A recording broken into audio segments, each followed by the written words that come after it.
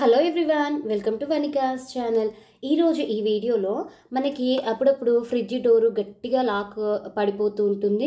ఎందుకో ఉన్నట్టుండి ఒకేసారి ఇలా డోర్ ఎంత గట్టిగా లాగినా ఓపెన్ అవ్వదు, చాలా బలవంతంగా లాగాల్సి వస్తుంది.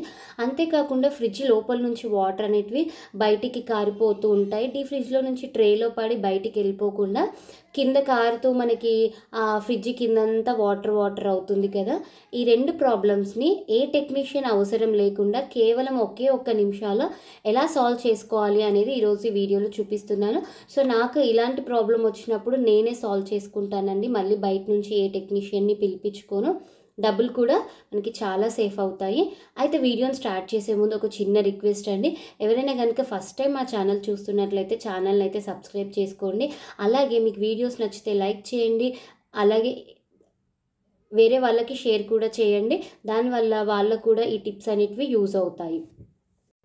ఈ ప్రాబ్లం రావడానికి మెయిన్ రీజన్ వచ్చేసి మనకి ఫ్రిడ్జ్లో ఉన్న గాలి అనేది బయటికి వెళ్ళినప్పుడే ఇలాంటి ప్రాబ్లమ్స్ వస్తాయండి. ఇప్పుడు రిపేర్ చేయడానికి నేను ఇక్కడ స్ట్రాని తీసుకుంటున్నాను. మీరు ఇలా స్ట్రా కానివ్వండి, ఈ సైజులో ఉన్న ఏదైనా గట్టిది పుల్ల కానివ్వండి, స్క్రూ డ్రైవర్ కానీ ఏదైనా తీసుకోవచ్చు.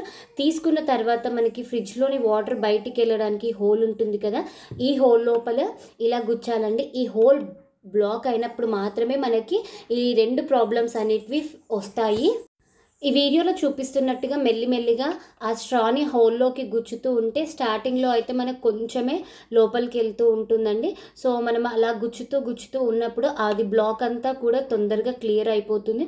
సో చూసారు కదా, స్టార్టింగ్లో మనకి కొంచెం అలా లోపలికి వెళ్ళిపోయిన స్ట్రా మొత్తం బ్లాక్ క్లియర్ అయిపోయినాక అంత పొడుగు పట్టేసింది అంటే మనకి ఆ హోల్ బ్లాక్ అవ్వకుండా చూసుకోవాలండి. బ్లాక్ అయినప్పుడే ఇలాంటివి వస్తాయి. సో చూసారు కదా, ఇలా బ్లాక్ ని క్లియర్ చేసామనుకోండి, ఇప్పుడు మనకి ఫ్రిడ్జ్లో నుంచి వాటర్ బయటికి రావు. అంతేకాకుండా డోర్ కూడా గట్టిగా లాక్ అవ్వకుండా ఉంటుంది. జస్ట్ మనము ఒక 2-3 నెలలకు ఒకసారి లేదంటే ఈ ప్రాబ్లం వచ్చింది అనుకున్నప్పుడు అలా హోల్ని క్లియర్ చేసుకుంటే సరిపోతుంది. దానికోసం మనం ఫ్రిడ్జ్లో నుంచి వస్తువులన్నీ బయటికి తీయాల్సిన అవసరం లేదు. అన్నీ పెట్టేసుకొని ఆ కింద ఒక ట్రే తీసేసుకొని ఆ హోల్ క్లియర్ చేసుకుంటే సరిపోతుంది.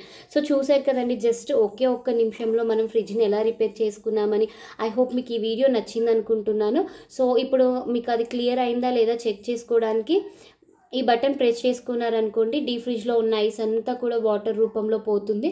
సో మీరు ఇలా చెక్ చేసుకోండి, ఆ వాటర్ అంతా కూడా ఆ ప్లేట్లో పడుతుందా లేదా అనేది చెక్ చేసుకుంటే సరిపోతుంది. సో చూసారు కదండి, ఐ హోప్ మీకు ఈ వీడియో నచ్చింది అనుకుంటున్నాను. వీడియో నచ్చితే లైక్ చేయండి, మీ ఫ్రెండ్స్ అండ్ రిలేటివ్స్కి షేర్ చేయండి.